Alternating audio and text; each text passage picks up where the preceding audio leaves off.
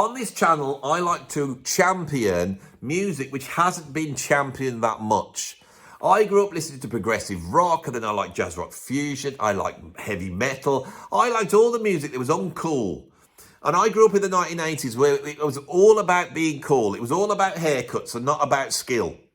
And so people at my school ridiculed me as they held their Smiths album under their arms. And I like the Smiths, but so do the critics. But what the critics didn't like was all the albums I listened to. Return to Forever. They didn't like Black Sabbath back then. They like him now. I don't know why that is, but they didn't back then. And they didn't like any of the rock bands. They didn't like any of the prog bands. And that's for the jazz fusion bands. They just heard it and didn't get it and think it was just a waste of time. Or, as they always said, as my friend said, why you listen to that music? It sounds like something off a porno. I mean, that's the greatest music. You know, you sat there listening to Herbie Hancock and they say that. Right, so when I set this channel up, I had the mission of trying to resurrect, like, Close to the Edge. So people go, what's the greatest album of the early 70s? It's Close to the Edge by Yes, because it bloody is. The album's perfect. It's monumental. No one's ever achieved something like that in rock and roll, and it blows your mind. It blows your mind. You have an experience. But what do the critics champion that's coming out at that time? The New York bloody Dolls, right? What are they pushing that you've got to listen to at that time? Patti Smith, right? So what I'm going to do now is I'm going to come up with the 10 worst albums, right? But it's not going to be called that. These are crap albums. But the title of this video is going to be called, I'm going to read it because I've written it down here, 10 albums that the critics love that are actually crap. Ranked in crapness from 10 to 1. Right? The critics love these albums. Now, how did I do this? What I did is I went on to all the different critics' top 10s. And I went through those top 10s, top 20s, 30s. And I went, yeah, that album should be on. It's pretty good. I mean, I'm not saying it's the greatest album in the world, but, you know, they put it at number 5. That's okay. But certain albums crop up, and I'm going, why is this album here? Why are they saying that this is so great? It's not great. It shouldn't even be in the top 100. It shouldn't be in the top 1,000. Yet they've got it at number 15. So all these albums I have pulled from these lists that the critics come out with, where they put, you know, Marvin Gaye's What's Going On at number 1. Now, if you take Marvin Gaye's What's Going On at number 1, right, that's usually the one that's there, or it's something like that. That's an okay album. It's a good album. I own it. I like it, and I listen to it. It's a good album. But it's not the greatest album ever made. What's wrong with the critics? Why What's Going On and not Inner Visions, right, by Stevie Wonder? What's the difference? Because I think Inner Visions is greater as an album than What's Going On. That Donny Hathaway live album, that's greater than What's Going On.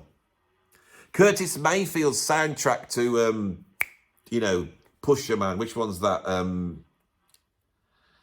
Oh, come on. If you're saying it's a great album, I can't even remember what it's called. But the soundtrack to that film, I'll come back to it in a bit. It'll flash up here. That's greater than What's Going On, or at least equal level. I mean, go and listen to Curtis Mayfield. Listen to that voice. Listen to that phase guitar sound. Listen to the funkiness, and listen to what he's singing about and how heavy it is. Right? So, I don't get it. But I'm not going to put that on the list because the Marvin Gaye album is not crap. It's very, very good. These albums are all crap. Right? So, you ready for this? Shall we get straight in? At number 10... we have that one album that I think is just called Derek and the Dominos by the band Derek and the Dominos, right? So that album regularly gets seen as being absolutely fantastic. Now, it's interesting because the critics don't like Eric Clapton. They will grudgingly say that the Cream stuff was very important. Most people will say his work with John Mayall on the Beano album was seminal. Okay, and all that type of thing. But then, you know, he went all down the thing, got formed Blind Faith, and that didn't quite happen. And he got hooked on heroin because he couldn't, you know, cop off with George Harrison's wife. And he was all depressed, so he took loads of heroin. He went right downhill, and he turned into a Nazi and a racist.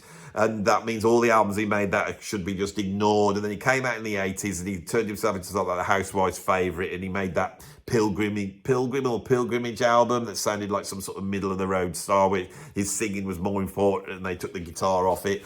And then he's just carried on, and he's been churning albums out now, you know, playing with people like B.B. King, basking in his glory. So, you know, and now, of course, there is like a right-wing conspiracy theorist, you know, chummed up with Van Morrison when they all get together and say all these right-wing talking points. You know, that's what's happened. So Clapton, I find it interesting that Clapton is, even though he is not the critics' darling, that they all love this Derek and the Dominos album. Now, Layla is brilliant.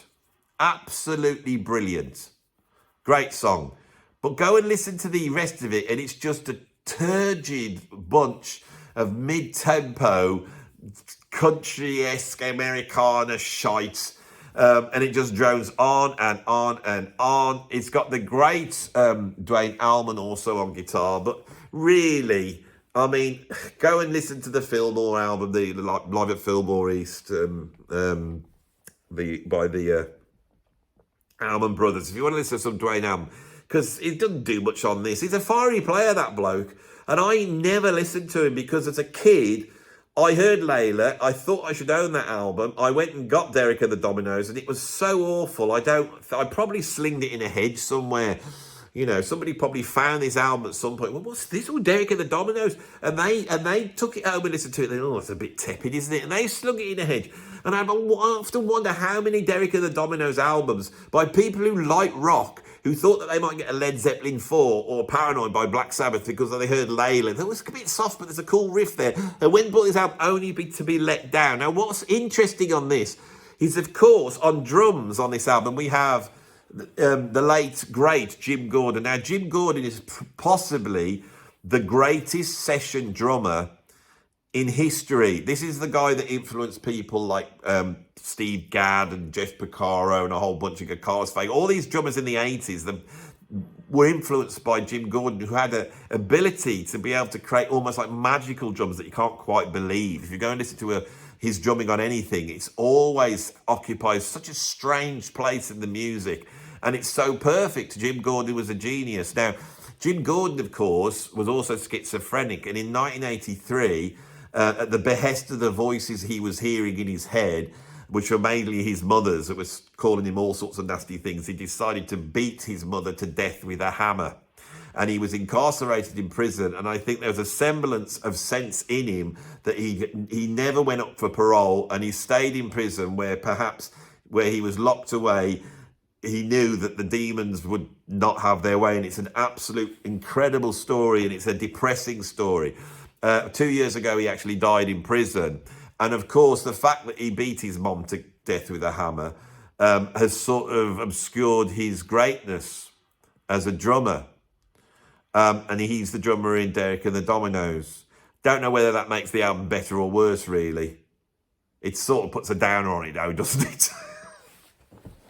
That's what I've got at number 10. Not that bad, because it's got Layla on it. You know, I'll put it at number 10, but what a fuss about nothing. At number 9, I can't believe this gets to the list of anything. It's an album by a band called The Strokes, and it is called Is This It? The Strokes, right? Loads of bands came out at that time. And here in the UK, we had things like Razorlight, and we had Hardfire. There was a sort of spate of these types of bands. And the Strokes, yeah, the White Stripes, I quite like the White Stripes, but the Strokes were just this sort of posh boy, New York, trust fund rock, right? They all were there with curly hair, because posh people always have curly hair. So they got their curly hair on and their baggy suits, so they were like dressed a little bit like, you know, hobos, because the last thing they are is a hobo. And when they went into their huge recording studio that was provided by their parents to make this band happen, and then they, you know, rang up the record company and said, yeah, we made an album, all the critics lined up to lick their asses and tell them how great they are. Now, you're probably going to shout at me that they're not posh and they're actually really working class. I do not care. I know nothing about the Strokes. I'm going to say what I think from my bigoted, middle-aged, old man point of view, because that's what the music sounds like. And if they are cutting-edge working-class people or creative people, and if they did have to fight and they did all this, and then even if they are well-off, it doesn't mean well-off people can't make creative, and a lot of rich people do incredible creative stuff. So, Andy, what you're talking about, it's a load of rubbish, you know, you can't say that. Fair enough, I take all that, but the venom that is in my hate for this band is because that's what the music sounds like. It sounds like an album that was created for the critics to like, that pushes every single button. It doesn't make the critics feel like idiots because it's easily understandable. It's 3-chord rock. They can talk about some visceral, you know, energy that's been captured by this, and there's none. There is none. That is MC5. That's Motorhead. That's AC/DC. The Strokes do not rock. They just sort of meander away in the background. And, you know, and then this album cover where they've got that girl's bum from the side, and you think, well, you know, why have they got to have a naked bum on there? It's because they're pushing the boundaries and they're being, you know, like edgy. Naked bottoms aren't edgy. God, come on.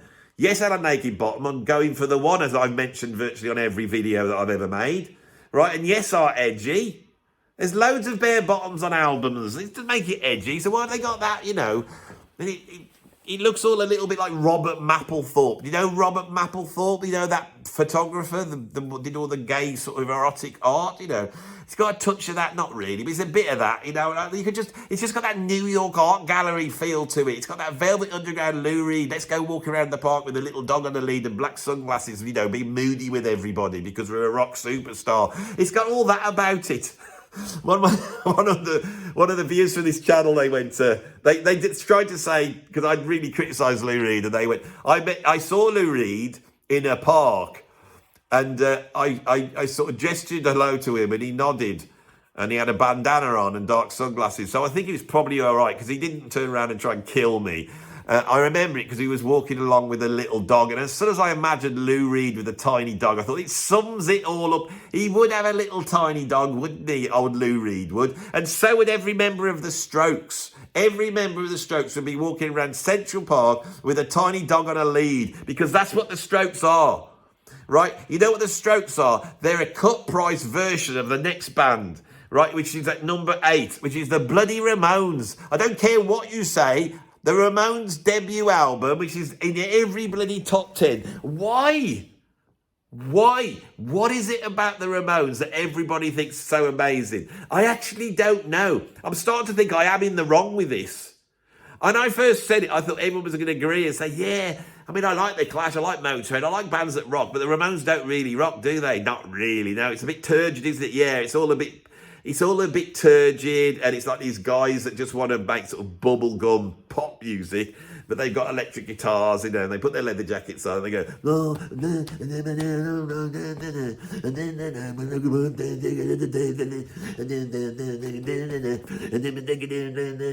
thing is, at the moment, I've got a box set on in my car, and it's a box set of Sun Records. It's all the early rock and roll stuff, and this stuff does take your head off. Not all of it. Some of it's quite cheesy. Once the white people start trying to play it, it does go downhill. I've got to be honest, you know. But right at the start, where Sun Records is recording black people, it just comes in like a razor blade and just takes your head off. You know, it's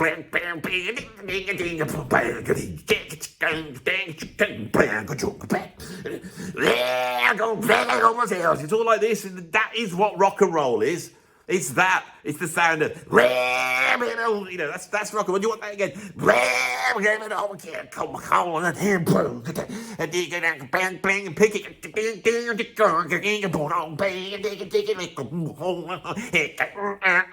That's what rock and roll is. Not.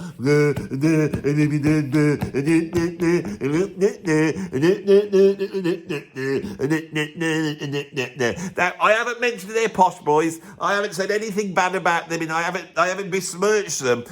All I've done is go, this is what they sound like to me. And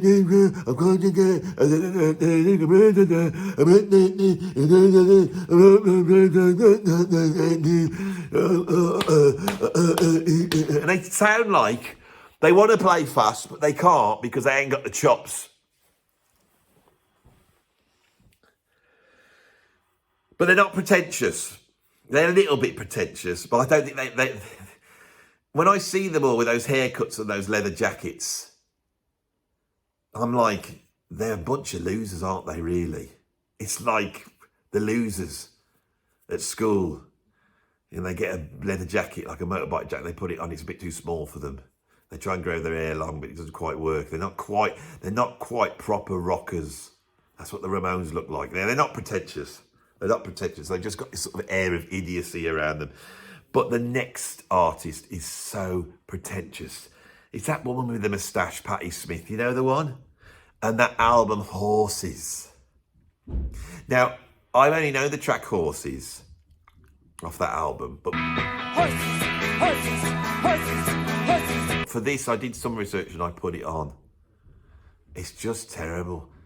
There's cover versions on it, really terrible cover versions, ineptly done, with no semblance of any sort of feel. Right, it's like art school people who have come out of a sort of performance art poetry club have decided to form a band.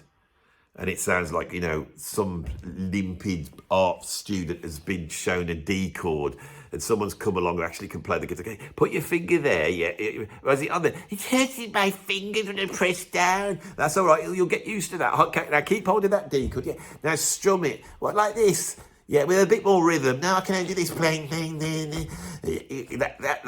That's yeah, I've got, it's giving me a blister. Now keep doing that, right? Now you on the drums, have you got a sticker? I can't do 2 sticks at once. I'll just bang the floor tom, bang, bang, bang, ding, ding, ding, ding. Now you, Patti, yeah, you the one with the moustache, can you come over here? Have you got any poetry? Can you just sing that in a drony way at the top? Yeah, of course I can. I've got a load of pretentious poetry. That'll do that. And then you'll do that, put the album out, you know, because you're artsy-fartsy and the music critics love something like this, they will champion it. And they will say it's really, really important. You'll be able to go out on tour. And when you arrive in the UK and a proper punk band sees you, like the Sex Pistols, they will laugh at you, but it won't matter. But they will then go, and when they do their next gig, they will start to do an impersonation of you whilst laughing. That's proper punk. That is it. And all these people go, oh, the Sex Pistols were proper punk. Yes, they bloody were. Right? They upset everybody. There's no artisticness in the Sex Pistols whatsoever. We don't even know if they were manufactured. We don't know if they could play their instruments or can. You don't know. Everything that they were like the biggest pop band in the world. They were like ABBA. But they were also like anarchists at the same time.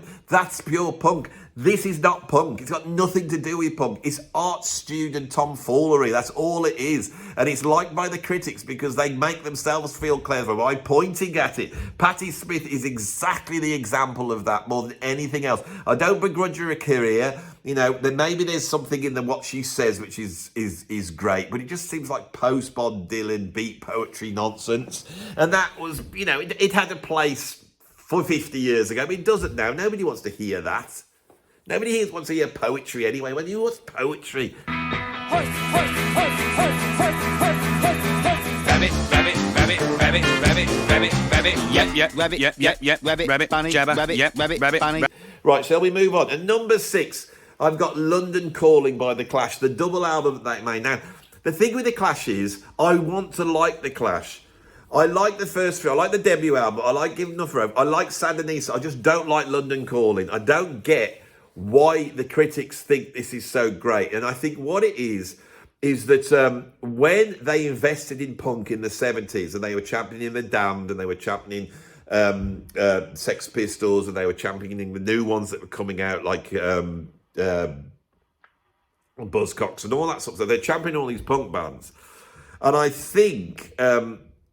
now, I've said that they were posh boys. They weren't posh boys. It was only Joe Strummer that was a posh boy. But he was the lead singer, and he was singing in this Cockney accent.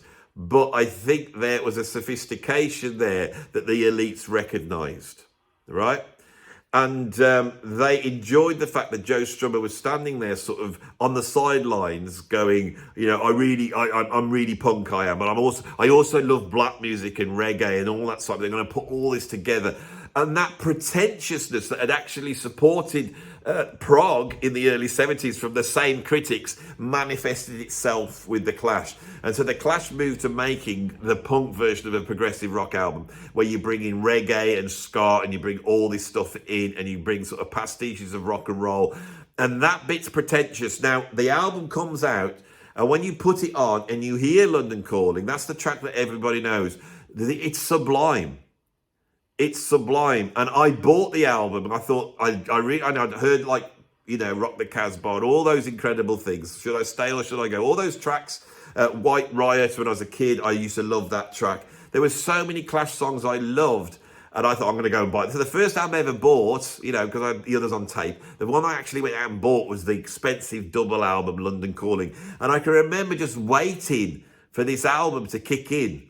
London Calling coming on, which I think is the third track on side one. I'm not too sure because I only listened to it once. And that was way back in the early 90s when I first discovered it. And I was just waiting, thinking, they've done these sort of almost like comedy tracks. The rest of it, Guns of Brixton I liked. I thought, that's really good. That's really good, that one. But the rest of it was rubbish. Now, really, I should have it lower down. But I really feel that this album, which I would say is okay and long-winded and a little bit pretentious, I think, is just held in so much high esteem. And I know in the comments, people, there's two albums on this, I'll tell you the other one when I get to it. This one will be the one where everyone will go, no, you're wrong, Andy. You know, I agreed with some of the rest you said, but London Calling is a masterpiece. And if it is, right, rather than just telling me, try and explain to me, right, because I'm being serious now. I reacted this way because these videos do very well on my channel, right? And I am skilled at ranting and being a grumpy old man. It's a skill I've got. And there's a lot of comedy in this. But London Calling, I wish people explain, because I'm being serious now. Why is Rock the Casbah so incredible? Why is that so amazing as a track? And why is that album not seen as being better? The whole Sandinista album is much more. That is a prog album. That is their actual prog album. They do all sorts of madness on there. It's enjoyable. Even if you don't like the tracks, it's so bonkers that you think, oh, they're pushing the envelope. That's where they're pushing the envelope. This one, they're not. They seem to be playing to the gallery. I don't know. I'm being serious about this. Right. Okay, so shall we move on? At number 5, I'm gonna change my choice here. So at number 5, I've got Born to Run by Bruce Springsteen. But I'm also going to stick into the mix here at number 5, Born in the USA by Bruce Springsteen. Now, this one's going to be a difficult one for me, right? When I looked at most of the top 10s, the Beatles got 2 albums in. Maybe Dylan got 2 albums in. But also Bruce Springsteen usually got those 2 albums in a top 10. And I'm sat there thinking, what has Bruce done that he gets 2? That he's not just made one. Right, all the albums that have been made, all the millions of albums that have been made in the world, the critics are saying that in the 10 greatest in the whole history, with Louis Armstrong and Jimi Hendrix and Duke Ellington and Miles Davis and Count Basie and all these incredible artists, you know, all these people have been making all these albums, you know, that none of those, that Louis Armstrong wasn't able to make an album better than Bruce Springsteen, and Bruce Springsteen was able to make 2 albums that make it into this top 10. What's going on? All right. Now, I really was going to do a video on Bruce Springsteen, and I might do it. So I've been researching him, and I've been watching interviews by him. And the thing with Bruce is he's a lovely guy. He's really knowledgeable about music, and I was nearly was going to say that he is a good songwriter, and he is sometimes, right? So the great album, the masterpiece, is Born to Run. That gets right in the top, and I put it on. It's the track Born to Run, which is a sort of Phil Spector pastiche. It's a sort of 60s rock and roll.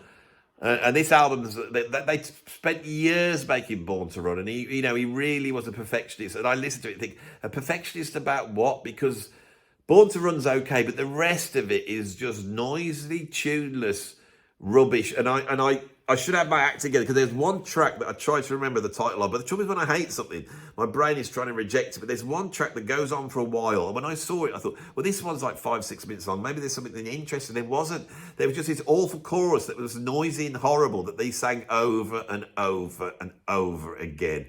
I do not get it. Bruce Springsteen's a nice guy, but I don't get it. I don't get why he's so good, right? I just don't get it. Now, in America, the Americans can like weird things. You know, there's probably some Midwestern, you know, industrial working class thing. But why would they like Bruce? Really? You know, I can understand them liking Bon Jovi, Living on a Prayer. That delivers what Bruce Springsteen delivers, but with some bloody good music attached to it. Some good hooks and some good singing.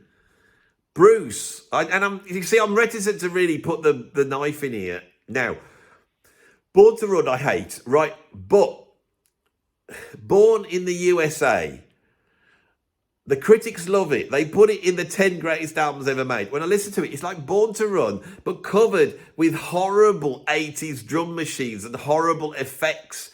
This album has sold something like 20 million or something. People love it. This is the bit I don't know. I don't get this with Bruce Springsteen. Yeah, the critics love it, but people love it as well. It sold millions and millions of records. And I can remember at the time, you know, when he was going, born in the USA, I was born in the USA. I think, what the hell's this about? But there was another hit single on there. What was the other one? My brain has just erased it, and I need it now. Come on.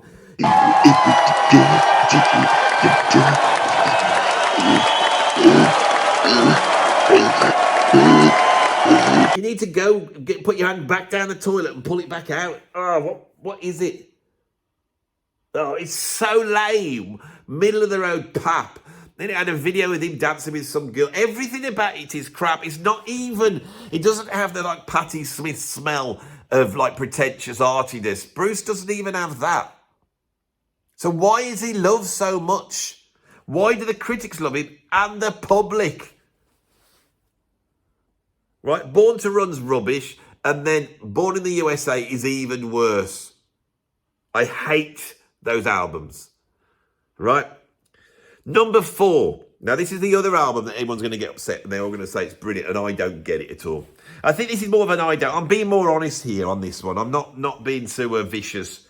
I think it's because I'm thinking about albums rather than artists. Because if I'm thinking about artists, then it's easier to put the boot in. At number 4, I've got Exile on Main Street by the Rolling Stones. So, without putting the boot in, and you know, I mean, in terms of putting the boot in, like, I ain't gonna ever put the boot in with Charlie Watts. I liked him. He wore a suit and he sat in the background. He looked a bit like, I don't care about this, you know. As did Bill Wyman. He was sat there, holding his bass like that, twanging away, looking like an English gentleman with a shotgun, waiting for some sort of, what do they shoot? I was going to say parrots, grouse, partridges. What do they shoot? Pull. Bill Wyman. Don't mind Bill Wyman, but didn't he go out with a child at some point? Wasn't he married to a child? And everyone's sort of decided to gloss that over. And he was the oldest one in the band. I think he's about 90 now, Bill is. He's got away with it all. No one can complain. Keith Richards, you know, he's become a meme. He's like the oldest person in the world. And he's not really. He's younger than my mum. But that's what everyone says because he's got a really wrinkly face. And, you know, Johnny Depp did an impersonation of him. It's made the public love him. All the kids love him. And like, he ends up in Pirates of the Caribbean. Keith Richards, you know. Didn't he fall out of a tree when he was like about 70 years old when he was off his head? Oh, that's pretty cool, that is. Keith's all right, yeah. But Mick.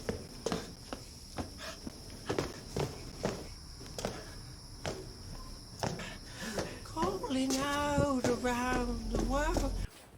You know, I've done all this on another video. It's all old material. I don't want to go down there.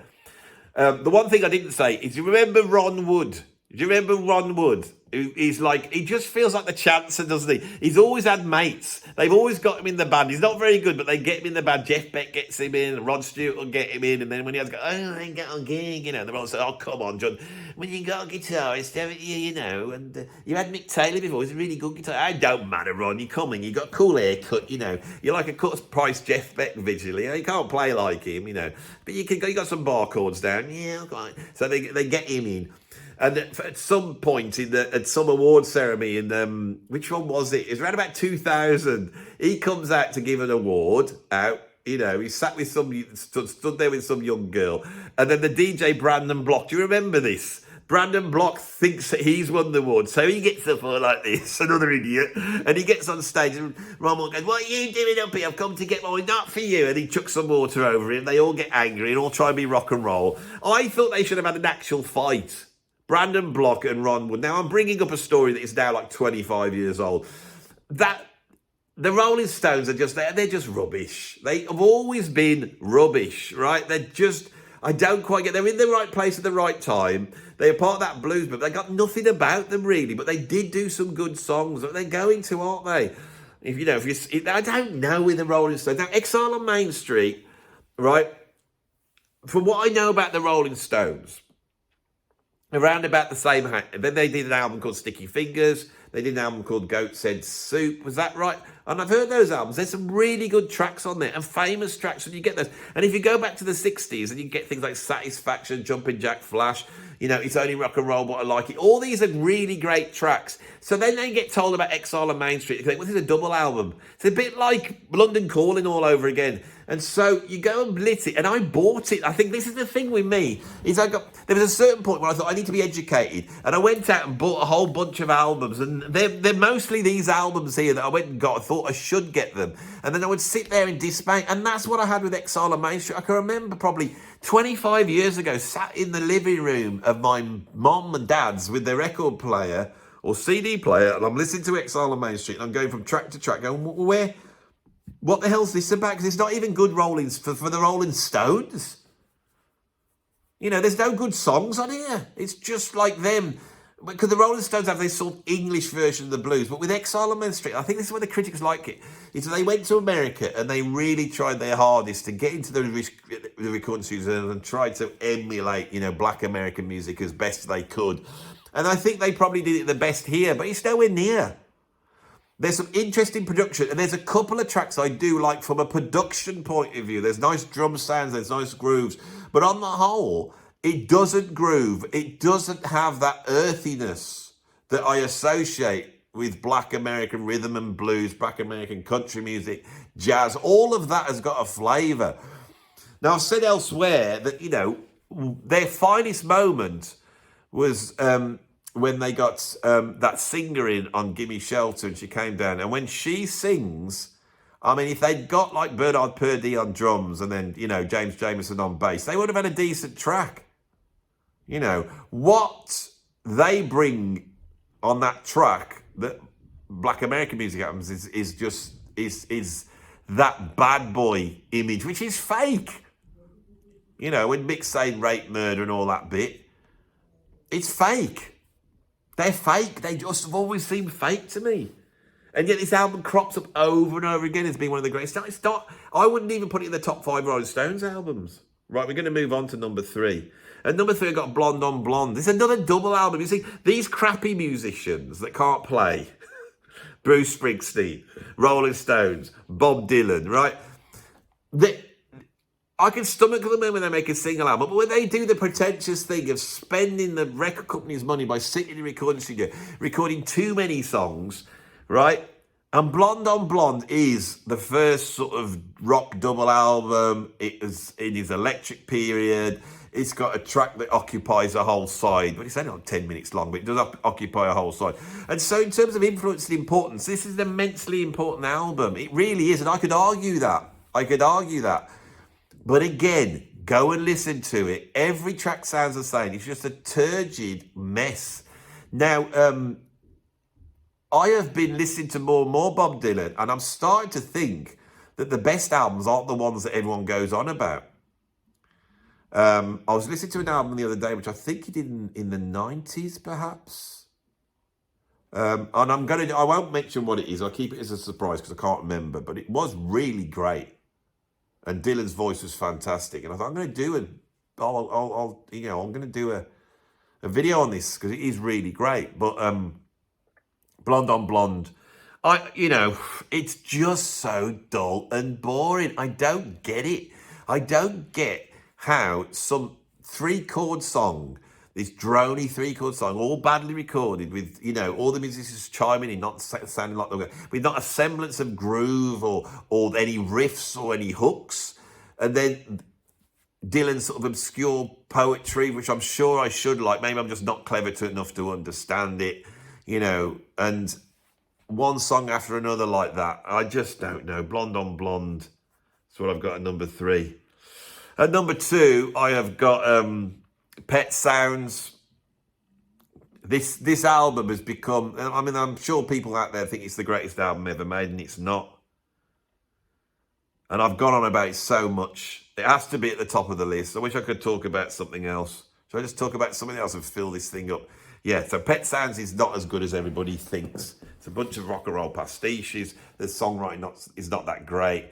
It's like it sounds like they're trying to ape the Beatles and just overdub as many weird instruments on top of these sort of cruddy 1950s pastiches, which is all the Beach Boys were capable of doing. There's a couple of good strong songs, but nowhere near, Good Vibrations or even the early hits. And I do not understand why this album is seen as being important. Yes, it was recorded in 1966, so it predates Sgt. Pepper, but of course it's a reaction to albums like Revolver and Rubber Soul, and those albums are much greater in terms of their songwriting and their innovation than this album is, right?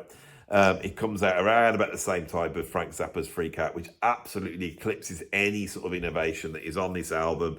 I do not understand it. I spent a year telling myself I liked it, and the reason is because God only knows I really thought it was fantastic. And wouldn't it be nice? The opening track is a good track, but things like Sloop John B and all that is rubbish. I'm actually talking about it again.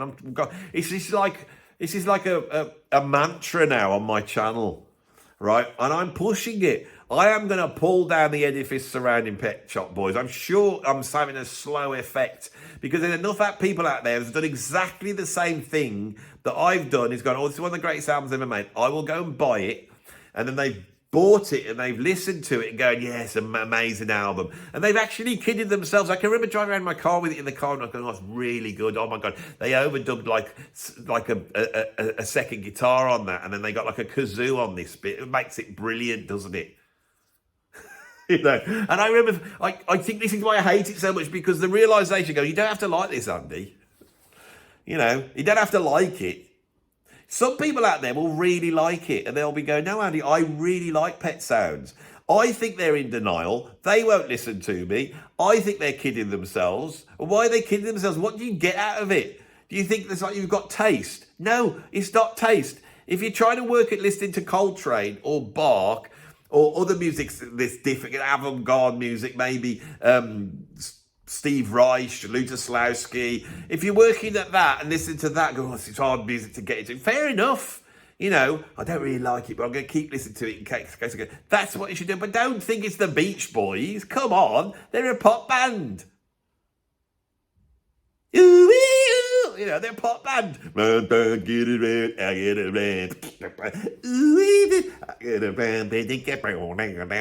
This is all brilliant.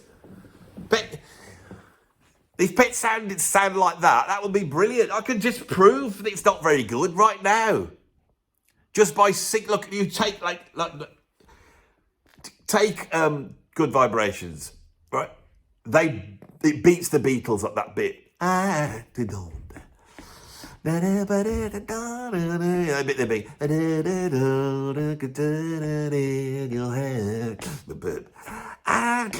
a reason why I love Good Vibration, because that opening verse is beautifully written. It's subtle. Everybody who likes songwriting, which I'm not really that type of person. I do appreciate song. I don't use that against me later on, you evil person. I know what you're trying to do, right? I can talk about songwriting, right? And I recognise that that's a beautiful bit of songwriting, beautiful singing. But then we get the visceral. It does both. And it goes... And it goes... Now picking up good vibration. Giving me excitation. Good. I'm picking up good vibrations. She's giving me excitations. They say the word excitations. It's bloody brilliant. Excitations. Right? Years later, when they were trying to drag out, you know, they made the worst album ever made, which I can't remember. It's got like a whale on the front. It is really terrible. It's got like hip-hop beats and rapping. And they keep saying excitations over and over again as though that word will summon up the success they had when they made Good Vibration. Good Vibration is brilliant. And that's the thing about Pet Sounds. I thought it would sound like that, and it doesn't. It just sounds like the twangy, badly recorded, you know, session musicians playing a load of music that they know is rubbish, but they're getting paid. Right, that's Pet Sounds sorted out. And number one, of course, I have Van the Man, Astral Weeks. I'm sure there's somebody outside my door. Hello, do you want to enter? So you can come in, Steve. I'm at the end of this video now. Do you want to join me on this video? What's it about? I've gone through, it's called the 10 albums the critics love that are actually crap. That's the name of it. And I've just got to number one, which of course is Astral Weeks by Van Morrison. Now, I've done a whole video on how terrible this album is, right? It's not only pretentious and rubbish and badly recorded, but there's another layer to it, which is, it's just inept. It's like Van Morrison has tossed this off. I use that word wisely. Tossed it off, he has. Van Morrison's tossed this bloody turned up with a bunch of jazz musicians, got into a studio, pulled out 3 chords, and then just shouted randomly over it, and everyone sounds the same. And then he's put one track on there that's quite good, just to prove how bad the other ones are, because he's having the last laugh, Van Morrison is. He's a grumpy, nasty man. He's nasty to everybody, right? He's an ugly little fat bloke, right? God knows why he's got famous, right? He's got a pudgy face, and I want to push him over every time I see him, and if I do see him, and I did meet him once, and he was obnoxious. Everyone who's met him thinks he's obnoxious, and he has, now, as he's become an old man, turned into a curmudgeon that's against everything. Do you think that's enough? My mate Steve, are you going to come and say hello? At least say hello. You can't just lurk in the background, Steve. We're about to do some videos now, aren't we? Yeah. Yeah, Steve's turned up. He's going to be on some of the videos over Christmas. What, I don't know. I'm going to purloin him on a couple of extra ones as well. He's got short. He's one of those blokes. It's bloody freezing in here. And he's come out. He's still got shorts. You know the sort of blokes that wear shorts in all weather conditions. He's got a scarf on. Look at him. Look. Show him the shirt. Show him the bloody shirt. It's freezing. It's winter. That's not right. Look at the top half. The top half. He's like, he could go to the Arctic in the top half. Bottom half, he's got bloody shorts on. What's going on with the old men? You know why? I'll tell you why. It's because Steve's older than me. You know why he's got shorts on? Because he was trained to wear shorts when he was at school. When he went to school, you still had to wear shorts, right, every single day. Yeah. It's right, isn't it? Yeah. And you can't let go of the shorts because you don't feel right. Even in the secondary school. Even in the secondary school. You know, he comes from the era where he would have had to go to church with school, right? He'd have gone down to church, and in the old days, because I can remember, I used to have these shorts on, and they used to have carpet on the pews, remember?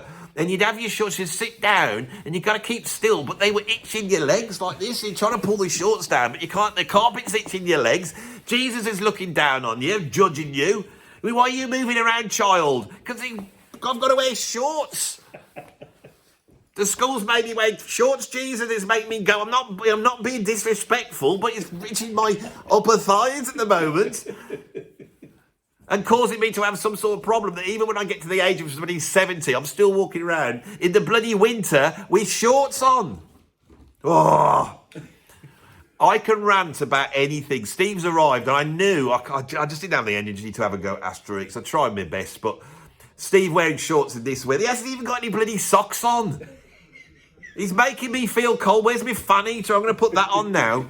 All right, we're at the end of the video. So what I always say at the end If you like this video, stick a like on it. If you want to see some more, you can subscribe by pressing the subscription button. If you want to become a patron, you could become a patron. You can become a free member or a paid member. Come on, it's Christmas. I've bought a load of presents for my kids. I've got no money. Can you join? I need a few more extra patrons. And don't go dropping out those of you who are already there either. I need you at the moment. You know, let me just get through the winter, get the electric bill paid, then you can all drop out. And if you want to also give me some money, there's another way of doing it. That's the old PayPal tip jar. The link is down below. And there is also a link to the charity that provides us with this lovely room that we're in now. And I also, do you want to bring your coffee machine over? Steve gave me a coffee machine now. So we now have a coffee machine and it's free. And I love free stuff. And I think we should celebrate. That's what Steve brought over yesterday at the video. That's it. So what make is this? Bosch. Bosch. If Bosch is watching, if Bosch is watching, yeah, that's how it works there. What does it take? Tassimo. Tassimo, because I forgot that after you went, and now it's on video, so I can go and refer to this in the future. So even if this video is rubbish, it will still have sort of a utility for me. It's nice, isn't it? It's going to have some coffee. So you won't be seeing the Greg's coffee anymore. You'll be seeing me making this lovely. This is my Christmas present for Steve. Give us a hug, matey. Come on. Bring it in. Don't bring in cold legs by me. See you all. Bye-bye.